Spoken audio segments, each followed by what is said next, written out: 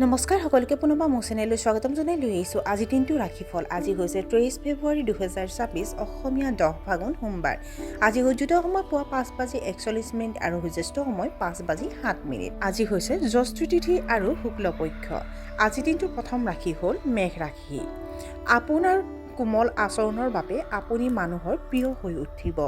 ভাই ভনীৰ মাজত ঘনিষ্ঠতাৰ ভাৱ এটা বাঢ়িব। সংগীতৰ প্ৰতি আপোনাৰ তীব্ৰ আগ্ৰহ গঢ় লৈ উঠিব পাৰে। কৰ্মক্ষেত্ৰত নতুন অভিজ্ঞতা লাভ কৰিব। বন্ধু বান্ধৱীৰ পৰা উপহাৰ লাভ কৰিব পাৰে। বৃষ ৰাশি। আপোনাৰ ব্যৱসায় সামান্য হ্ৰাসৰ সন্মুখীন হ'ব পাৰে।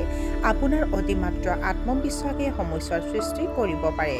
অপ্ৰয়োজনীয় বিষয়ত আপুনি জড়িত হৈ পৰিব পাৰে। বেয়া সংগ থকা মানুহৰ পৰা দূৰত্ব বজাই ৰখা উচিত। মাইগ্ৰেইন ৰোগে তীব্ৰ মূৰৰ বিষৰ অনুভৱ কৰিব পাৰে। মিথুন ৰাশি। ব্যৱসায়ত উল্লেখযোগ্য আৰ্থিক লাভ সম্ভৱপৰ। এলাহে কামত বাধাৰ সৃষ্টি কৰিব পাৰে। আপোনাৰ সামাজিক স্থান বাঢ়িব। সামাজিক কামত আপুনি অতি সক্ৰিয় হ'ব। আপুনিও ধৰ্মীয় কাম কাজত মনোযোগ নিয়োগ কৰিব পাৰে। কৰ্কট ৰাশি। আপোনাৰ গুৰুত্বৰ শলাগ লোৱা হ'ব। আপোনাৰ বৈবাহিক সম্পৰ্কৰ পাৰস্পৰিক সন্মান বৃদ্ধি পাব। আপুনি আপোনাৰ বয়োজ্যেষ্ঠসকলৰ পৰা সমৰ্থন লাভ কৰিব। আপোনাৰ পৰা মানুহৰ বহুত আশা থাকিব। আপুনি আপোনাৰ জীৱনসংগী আৰু ঘনিষ্ঠ বন্ধুৰ পৰা সমৰ্থন লাভ কৰিব। আপুনি ঘৰতে কিছু পৰিৱৰ্তন কৰিব পাৰে। সিংহ ৰাশি। কৰ্মক্ষেত্ৰত আপোনালোকৰ মতামতসমূহে বিশেষ গুৰুত্ব লাভ কৰিব। মনোৰঞ্জনৰ বাবে টকা খৰচ কৰিব পাৰে। আপোনাৰ জীৱনশৈলী উন্নত হ'ব। বাকী থকা চৰকাৰী কাম আজি সম্পূৰ্ণ হ'ব পাৰে। আপোনাৰ উচ্চপদস্থ বিষয়াসকল আপোনাৰ ওপৰত অতিশয় সন্তুষ্ট হ'ব। কন্যা ৰাশি। আজি আপুনি নিজৰ কামত মনোনিৱেশ কৰিব নোৱাৰিবও পাৰে। গতিকে নতুন কাম আৰম্ভ কৰাৰ পৰা বিৰত থাকক। প্ৰেমৰ সম্পৰ্কক লৈ উত্তেজনা বাঢ়িব।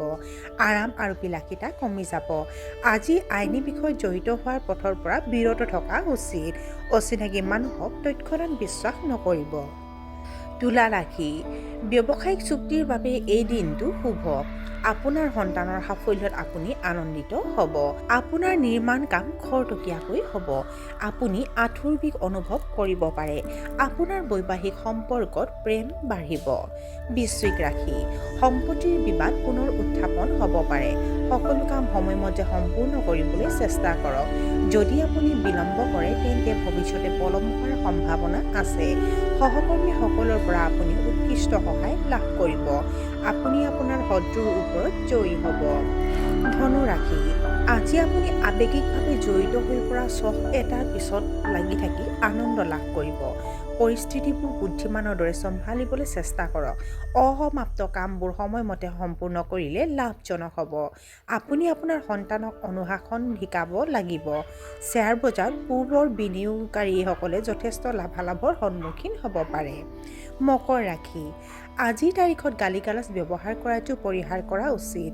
বিত্তীয় লেনদেনত খৰখেদা কৰিলে আৰ্থিক লোকচান হ'ব পাৰে। অপ্ৰয়োজনীয়ভাৱে দৌৰিব লাগিব পাৰে, কিন্তু ফলাফল উল্লেখযোগ্য নহ'ব। আজিয়ে সুষম জীৱনশৈলী বজাই ৰাখক। শিশুৱে কিছুমান ছালৰ সমস্যাৰ সন্মুখীন হ'ব পাৰে। কুম্ভ ৰাশি। আপুনি হয়তো উৎকৃষ্ট ব্যৱসায়িক সুযোগ পাব। আপোনাৰ কামৰ পৰিকল্পনা কৰাটো উপকাৰী বুলি প্ৰমাণিত হ'ব। কৰ্মৰত পেছাদাৰীসকলে ভ্ৰমণ কৰিবলগীয়া হ'ব পাৰে।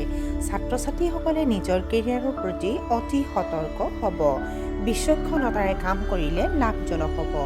শুভ অনুষ্ঠানত অংশগ্ৰহণ কৰিব পাৰে। আৰু আজিৰ দিনটোৰ শেষৰ ৰাশিটো হ'ল মীন ৰাশি। দীৰ্ঘদিনীয়া ৰোগে অসুবিধাৰ সৃষ্টি কৰিব পাৰে।